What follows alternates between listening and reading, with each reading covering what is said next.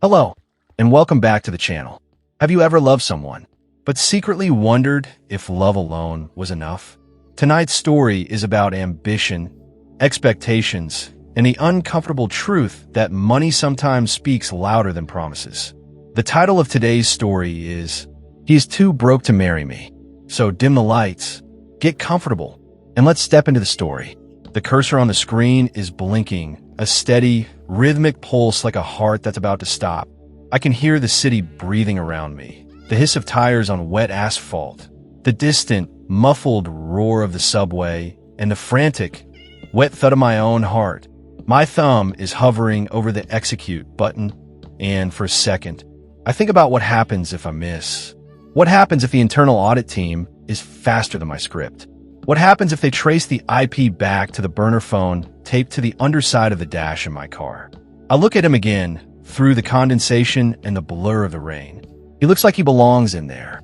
He has that natural, easy grace that only people who haven't been broken by debt seem to possess. He doesn't know that the suit he's wearing was bought with a credit card I opened in his name using a pre-approved offer I intercepted from the mail. He doesn't know that the dinner he's about to order is being paid for by a ghost. I click the button. The progress bar disappears, replaced by a simple, terrifying message. Transaction complete. Funds transferred. I exhale, a long, shaky breath that turns into a cloud of mist in the cold air. I tuck the tablet into my bag and pull my coat tighter around me. I have to go in there now. I have to walk through those doors and pretend that I'm just as surprised as he is. I have to be the woman who believed in him when no one else would, even though I'm the one who manufactured the belief. It started as a small lie, the kind of lie you tell when you're trying to keep the person you love from drowning in their own shame. We were sitting in our apartment, the one with the cracked ceiling and the radiator that sounds like a hammer hitting a pipe. He was staring at a stack of bills, his eyes red and hollow. He's a brilliant analyst, a man who can see patterns in the market that no one else notices. But he's a man who's been crushed by circumstances. His father's medical bills, the student loans that never seem to get smaller, the weight of a world that tells him he's a failure because he doesn't have a six-figure salary. I love you, but I can't keep doing this to you. He had whispered that night, his head in his hands.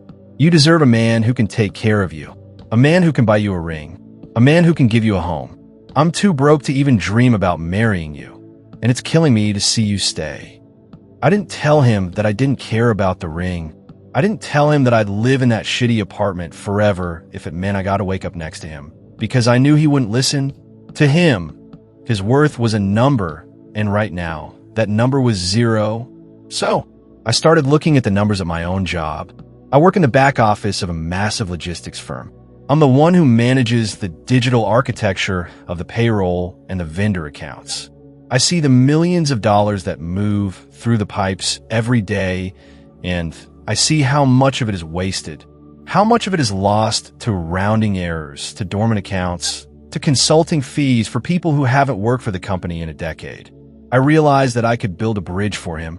I created a ghost apartment, a sustainability research initiative that was buried 3 layers deep in the corporate directory. I used my access to generate a series of internal emails, praising his outside-the-box thinking. I drafted a formal job offer from a partner who didn't exist, and I sent it to his personal email from a spoof server. I watched him read it. I watched the light come back into his eyes. I watched him stand a little taller. He thought he was finally being recognized. He thought his talent had finally broken through the noise. But it wasn't enough to just give him a job. I had to give him a future. The bell over the restaurant door rings as I step inside. The air is warm, smelling of expensive butter and wood smoke. It's a sensory overload after the cold, gray street. A waiter in a crisp, white shirt takes my coat, looking at me with a professional, practiced smile that doesn't reach his eyes. I see him standing up at the table, waving me over. He looks like a different man than the one who was crying on the floor 3 weeks ago. He looks like the man I want him to be. You made it, he says, pulling me into a hug. I can smell his cologne, something sharp and clean that I'd bought for him a week ago. I was starting to think the rain was going to keep you away. I wouldn't miss this for the world. I say, my voice sounding more natural than I feel. I sit down across from him, the heavy silver of the cutlery reflecting the candlelight. I got the confirmation while I was waiting for you. He whispers, his eyes shining. The signing bonus, it cleared. $40,000. It's actually in the account. I smile, the corners of my mouth feeling tight. I told you they'd see your worth. I told you it was only a matter of time. It's more than just the money. He says, reaching across the table to take my hand. His palm is warm, steady. It's the respect. They said my work on the regional logistics model was revolutionary. They want me to lead the new division starting Monday. I nod, playing along with the fiction I wrote. You deserve every bit of it. We order the wine, a bottle that costs more than my weekly groceries, and we talk about the future. He talks about moving to a better neighborhood. He talks about the vacation we're finally going to take. He talks about the life we're finally going to start. And for a second, I almost believe it. I almost forget that the regional logistics model was something I'd uploaded to his desktop while he was sleeping. I almost forget that the new division is just a series of lines of code on a server that I'm currently paying for with a stolen credit card. But then, he reaches into his pocket. My breath hitches in my throat. Is this it? Is he going to do it now? In this place? With the stolen money? He pulls out a small, velvet box. He places it on the table between us, but he doesn't open it yet. He just looks at me, and the expression on his face isn't one of joy. It's one of calculation. I wanted to wait. He says, his voice dropping to a low, steady hum. I wanted to wait until everything was perfect, but I realized tonight that things aren't as perfect as they seem. Are they? I feel a cold, prickling sensation at the base of my neck. What do you mean? I mean, $40,000 is a very specific amount. He says, leaning forward, the candlelight casting long, distorted shadows across his face. It's almost exactly the amount that went missing from the regional vendor account this afternoon. Isn't it? I feel the floor tilt beneath my feet. I don't know what you're talking about. Don't, he says, his voice sharp. I'm not a child, and I'm not as stupid as you think I am. I've been watching you for months. I saw you on your laptop at 3 a.m. I saw the way you looked at my screen whenever I stepped away. I knew you were trying to help me. I can't move. I can't breathe. The warm air of the restaurant suddenly feels freezing. Did you really think I didn't know? He asks, his fingers tracing the edge of the velvet box. Did you really think I'd just stumble into a $40,000 bonus for work I didn't do? I knew you were building the ghost apartment. I knew you were funneling the funds. I did it for us. I whisper, my voice cracking. I did it so you wouldn't feel like a failure. I did it because I love you. I know why you did it. He says, and finally, he opens the velvet box. Inside, there is no ring. There's a small, silver thumb drive. But what you didn't know, he says, his eyes locking onto mine with a terrifying, clinical clarity, is that I wasn't waiting for a job offer. I was waiting for someone to open a backdoor into the company's main server. A backdoor that couldn't be traced back to me. I feel the air leave my lungs. You didn't fix my life. He says, leaning in so close I can smell the expensive wine on his breath.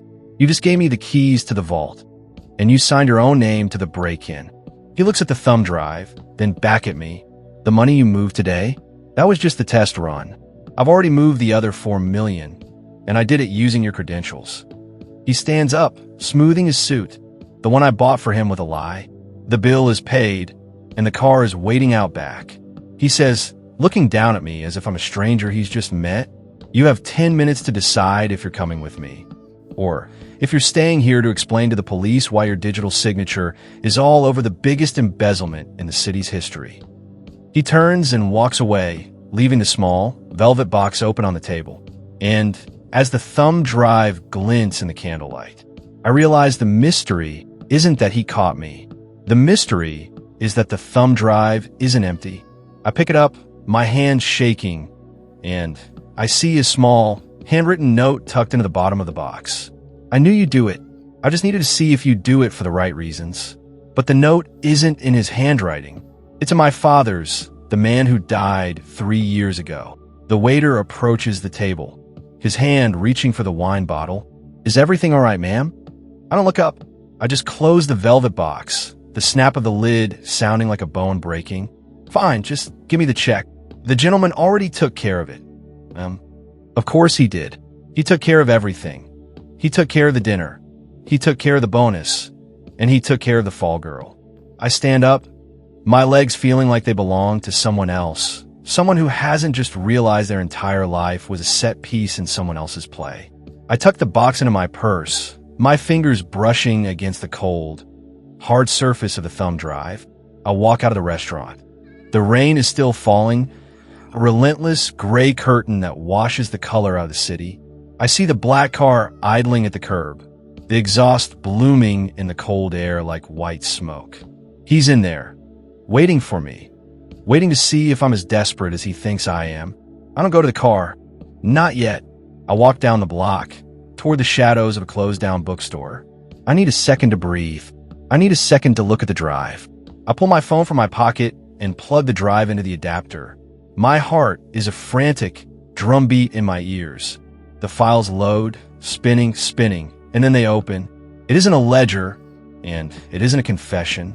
It's a series of video files, dated 4 years ago, months before my father died. I click the first one. The screen is grainy. The lighting is dim, but there he is, my father, sitting in his old armchair in the living room. He looks tired, thinner than I remember, but his eyes are sharp. They're the eyes of a man who knows exactly what's coming. If you're seeing this, then the man you're with has finally shown his hand. His voice is a rasp, a dry sound that makes my throat tighten. I'm sorry. I'm so sorry I couldn't protect you from the system.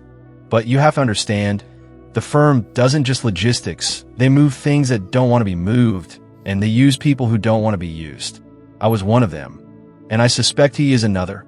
I feel the air leave my lungs. My father, the man who taught me how to balance a checkbook, the man who worked 40 years in the same gray office, was a part of the embezzlement, or something worse. He didn't find you by accident. The video continues, the image flickering as my father leans forward. He was sent to find you because of what I hid. I stole something from them. Not money, but the record of where the money goes. I put it in a place only you could find. And I knew they'd send someone to get it from you. I just didn't think you'd fall in love with him. The video ends, the screen going black, reflecting my own horrified face. I look back at the car. He isn't just a thief, he's a hunter.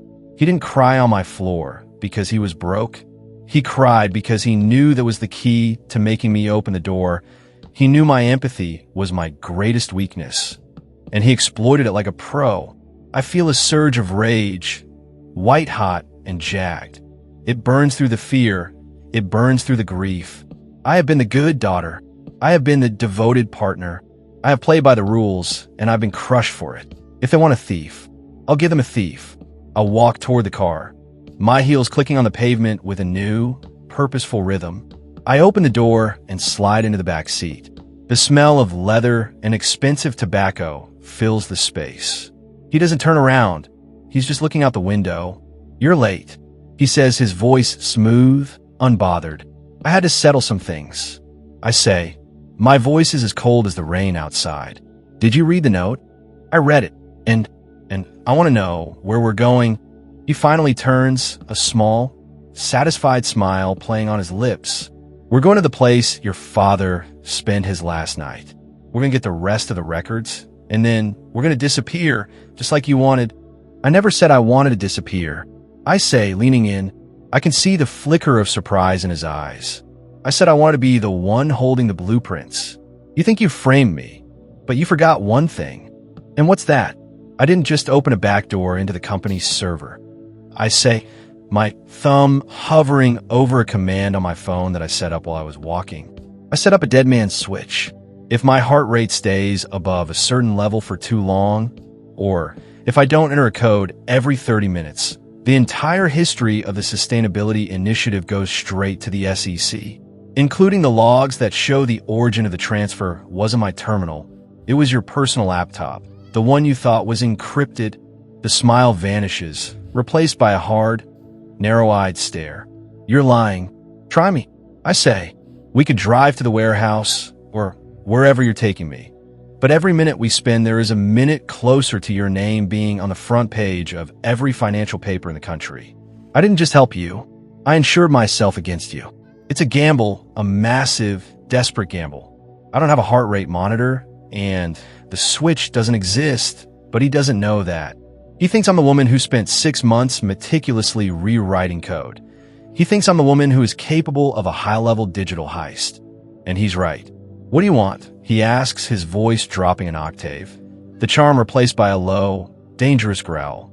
I want the truth about my father, I say, and then I want my half of the 4 million. He laughs, a short, bark of sound. You've got guts. I'll give you that. But you're playing a game you don't understand. Your father didn't die of a heart attack. He died because he thought he could outrun the people who own the pipes. And you're doing the exact same thing. Then let's see who runs faster. He looks at the driver, a silent, thick-necked man I've never seen. Drive to the docks.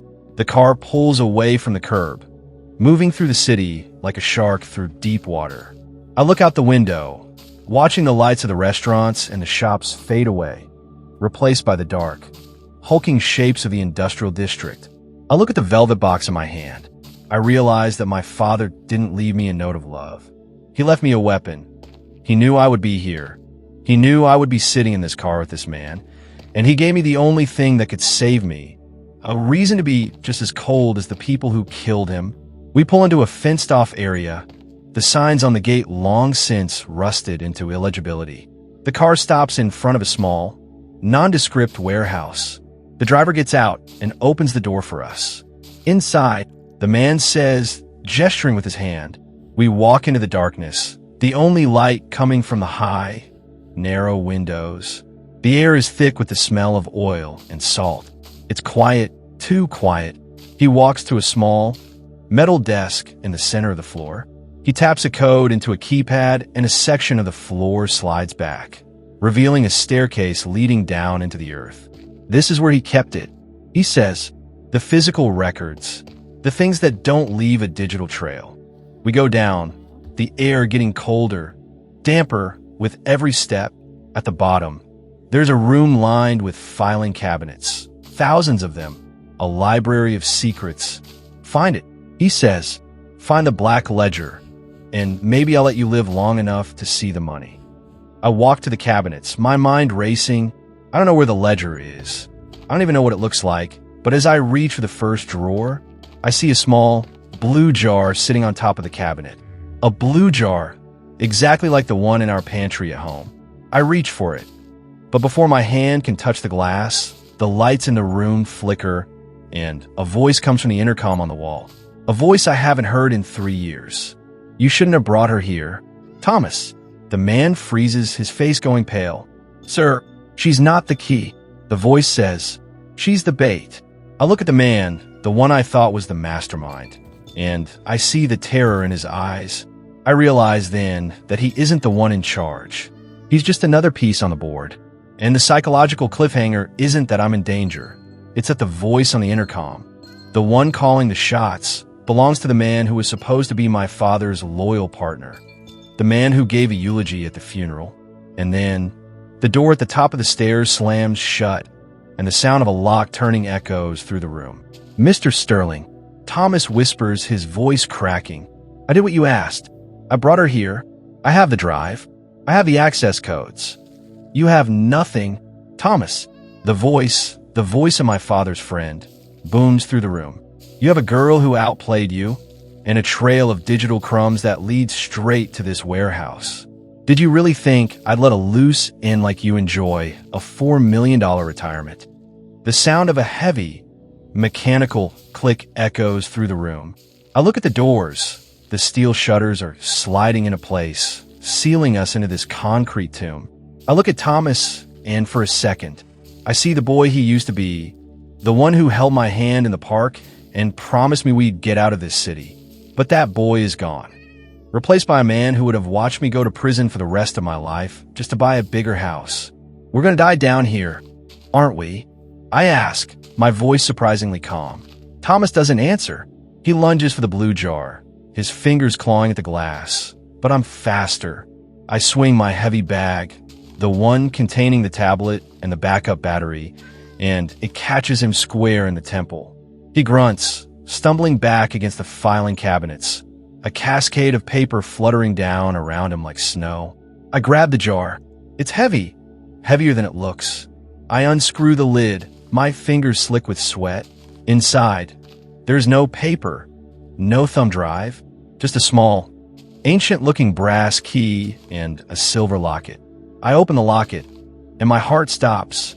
It's a picture of me as a child, and on the other side, a series of numbers etched into the silver. It's a physical encryption key, a one-time pad. Sterling, I shout, looking up at the camera in the corner. I have the locket. I have the sequence. If you kill us, the records stay encrypted forever. The pipes stay clogged. You'll never get the $4 million out of the escrow account. The silence that follows is agonizing. I can hear the hum of the ventilation system, the distant drip of water, and Thomas's ragged, heavy breathing as he tries to stand up. You're your father's daughter. Sterling's voice is lower now, thoughtful. He was always good at leverage, but leverage only works if you have something I want more than I want you silent. You want the money, I say, my thumb tracing the numbers on the locket. But more than that, you want the names. You want the list of the people who are actually moving the cargo through your pipes. Because without that list, you're just a glorified warehouse manager. And the people above you, the ones who really run this city, they'll replace you the second the flow stops. I'm guessing. I'm piecing together the fragments of the video, the things my father whispered before he died, and the way Thomas looked at the ledger. I'm building a bluff out of nothing, and I'm watching the camera lens, waiting for it to blink. Open the door. I say, let me walk out, and I'll send you the first half of the sequence once I'm clear of the city. You get your names, and I get my life. And what about Thomas? Sterling asks. I look at the man on the floor.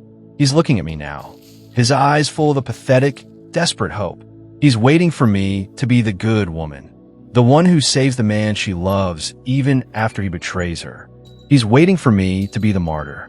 He stays here, I say, the words coming out cold and sharp, like a blade. He tried to frame me. He tried to steal my father's legacy. He belongs to you now. Do whatever you want with him. Thomas's face goes white. No, please, you can't. I did it for us. I did it so we could have a life. You did it for yourself. Thomas, I say, walking toward the stairs. And now you can pay for it yourself. The heavy, grinding sound of the shutters sliding back echoes through the bunker. Sterling is a businessman, and he's just made a trade. He's trading a disloyal hunter for a valuable asset. I walk up the stairs, the air getting warmer, the smell of the rain returning. I don't look back. I don't listen to Thomas's screams as the door at the top of the stairs slams shut again. I don't think about the man I thought I knew. I only think about the numbers on the locket. I reach the car. The driver is gone. The keys are in the ignition. I get in, the engine roaring to life. I pull out of the warehouse lot, my hands steady on the wheel. I reach the main road, and I keep driving, past the neon signs, past the restaurants, past the life I thought I wanted. I pull over at a gas station 3 towns away. The rain has stopped, and the sky is starting to turn a pale, sickly gray. The morning is coming, but the world looks different now. I pull out my phone, and I look at the Sustainability Initiative account. The $4 million is still there, sitting in the escrow account, waiting for a signature. I could send the sequence to Sterling. I could be the honorable thief. I could keep my word and let him have his names and his power. Or I could do something else. I look at the locket, and I realize that the numbers aren't just an encryption key. They're a routing sequence. My father didn't steal the records to protect the company. He stole them to build a trap. If I enter these numbers into the escrow portal, the money doesn't go to Sterling, and it doesn't stay with me. It goes to the one place it can never be recovered from, a public, blockchain-based charity fund for the families of the people who were crushed by the company's logistics. The people my father and Sterling spent 40 years stepping on. It's the right thing to do. It's the moral thing to do. But then, I think about the apartment with the clanking radiator, I think about the years I spent working in the back office, being the good girl, being the loyal daughter, being the person everyone took advantage of. I think about the $4 million, and I think about the life I could have, a life where I never have to look at a bank statement again. I reach for the tablet, my fingers hovering over the screen. I don't enter the charity's routing number. I enter the sequence, but I change the final digit. A trick my father taught me when I was 10, a way to divert the flow without breaking the pipe. The money moves, spinning through the servers, bouncing from the Caymans to Zurich to a small, private account in a name that doesn't exist. I watch the balance hit 0, and then I watch it hit 4 million in a new account. I pick up the silver locket, and I throw it into the trash can next to the gas pump. I don't need the numbers anymore. I have the money, and I have the silence. I get back in the car and I start the engine.